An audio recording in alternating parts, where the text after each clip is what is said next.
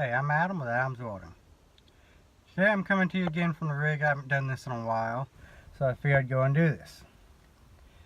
I got a little story to tell you and a little bit of advice as far as running a business goes.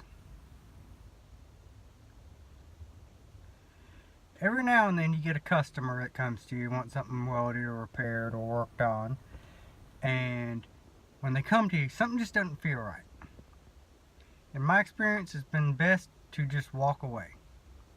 Something doesn't feel right, it's because there's something is not right. I had a customer a couple weeks back come to me, wanted me to do some work for him. Something didn't feel right, so I walked away. Told him I couldn't do it. They needed to find someone who could.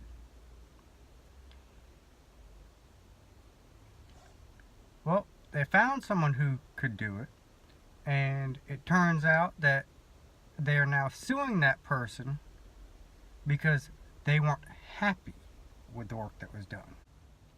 Now, I've known the person that did the work, that ended up doing it for years. I know they do good work. And I know if they didn't do good work, they'd offer to fix it.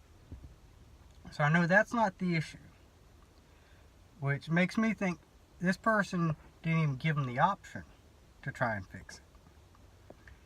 And that's where that feeling of something's just not right comes in. There are some people that it doesn't matter what quality of job you do, will not be happy, and they will just try to sue you so they don't have to pay you. Or so they can get back the money they paid you. So you always have to listen to that gut instinct on if something's worth doing or if something's not worth doing. And if it's not worth doing, then you should just pass on the job and don't look back. That's just some business advice for today, and I'll be back with welding videos coming up shortly.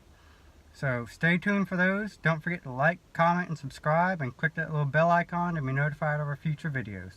Thank you, and have a good day. Keep on welding, folks.